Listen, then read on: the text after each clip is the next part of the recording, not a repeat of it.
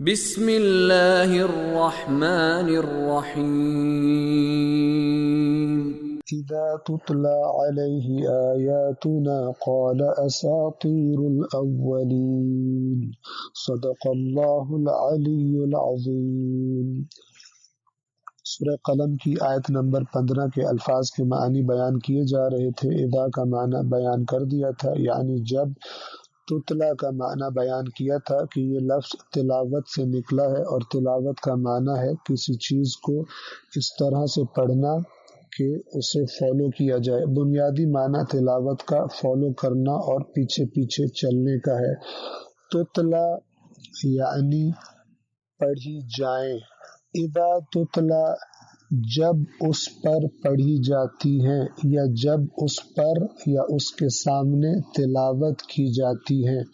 علیہ یعنی اس پر، علیہ علی اور ہا سے مل کر بنا ہے۔ علی یعنی پر، اور ہا جسے انگلش میں پروناؤن کہا جاتا ہے۔ علیہ یعنی اس پر۔ اذا تتلا علیہ جب اس پر تلاوت کی جاتی ہے۔ آیاتنا ہماری آیات۔ آیاتنا دو لفظوں سے مل کے بنا ہے، ایک آیات اور ایک نا۔ آیات یعنی نشانیاں، اور نا یعنی ہماری۔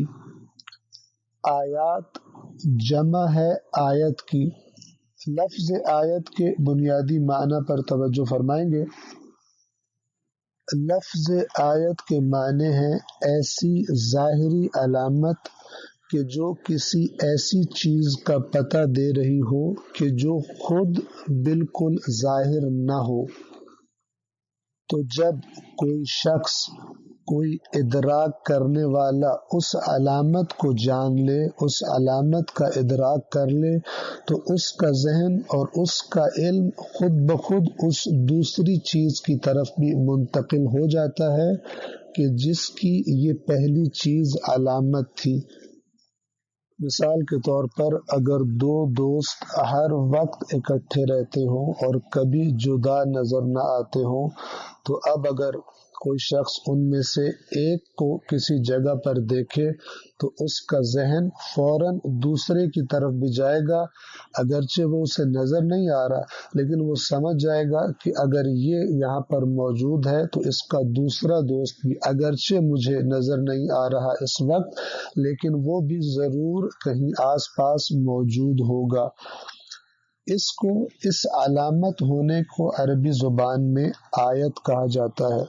اور خداوند عالم نے جہاں قرآن کے جملوں کو، قرآن کے سینٹنسز کو آیات کہا، وہیں پر اس کائنات کی ہر چیز کو اپنی آیت بتایا۔ سورہ جاثیہ کے اندر خداوند عالم فرماتا ہے ان فی السماوات والارض لآیات للمؤمنین، کہ یقیناً آسمانوں میں، بلندیوں میں اور زمین میں ایمان رکھنے والوں کے لیے نشانیاں ہیں۔ بہت سی جگہوں پر جب خداوند عالم نے ہمیں آسمان و زمین میں غور و فکر کرنے کا حکم دیا، تو اس کے بعد فرمایا ان فی ذلک لآیات لقوم یتفکرون، کہ ہماری اس بات میں فکر کرنے والے لوگوں کے لیے، فکر کرنے والی قوم کے لیے، تفکر و تدبر کرنے والی قوم، عقل سے کام لینے والی قوم کے لیے ہماری اس بات میں علامتیں ہیں۔ اور علامت کا معنی کیا ہوتا ہے؟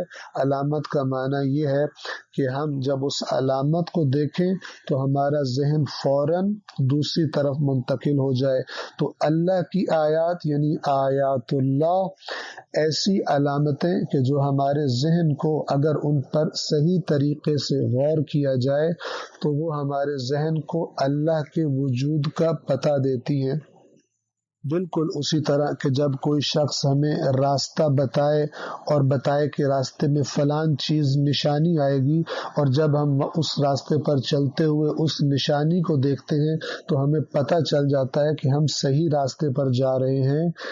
اسی طرح جب کسی ایسی چیز کو انسان دیکھتا ہے کہ جو بنائی گئی ہو، خود بخود نہ بن سکتی ہو، اس کی پیچیدگی، اس کی بناوٹ بتا رہی ہو کہ یہ چیز خود بخود نہیں بن سکتی، اس کا نظم، اس کا بیہیویئر، اس کا سٹرکچر، اس کی بناوٹ یہ گواہی دے رہی ہو کہ یہ خود نہیں بن سکتی، تو یہ گویا آیت ہوتی ہے اور علامت ہوتی ہے اپنے بنانے والے کی، اور یہ بتا رہی ہوتی ہے کہ میرا بنانے والا بھی موجود ہے۔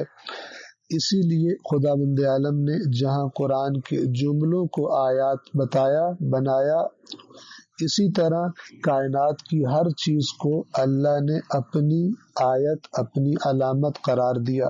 قرآن مجید کے جملوں میں بھی اگر غور و فکر سے کام لیا جائے تو یہ ہمیں گویا اللہ تک پہنچا دیتے ہیں، اللہ کا پتہ دیتے ہیں۔ علامت یعنی نشانی فارسی زبان میں ایڈریس کو کہتے ہیں۔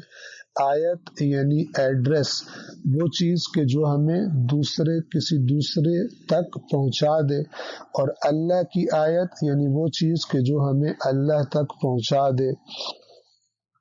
بس اگر انسان اپنے ارد گرد پھیلی ہوئی کائنات میں، آسمان و زمین میں، اپنے آس پاس کی چیزوں میں غور کرے، حتیٰ کہ وہ موبائل یا وہ چیز کہ جس کے ذریعے آپ یہ درس سن رہے ہیں، اس کے بارے میں بھی اگر ساری دنیا والے آ کر گواہی دیں کہ یہ کسی نے نہیں بنایا بلکہ خود بخود بن گیا ہے، اور اس کا نیٹ ورک بھی خود بخود بنا ہے، اور جن ویوز کے ذریعے یہ اپنے نیٹ ورک سے کنیکٹڈ رہتا ہے وہ بھی خود بخود بنی ہیں، خود بخود کنیکٹ ہو گئی ہیں، تو ساری دنیا بھی آ کر اس بات پر زور دے تو میں اور آپ تسلیم نہیں کریں گے کہ یہ سب کچھ خود بخود ہوا ہے۔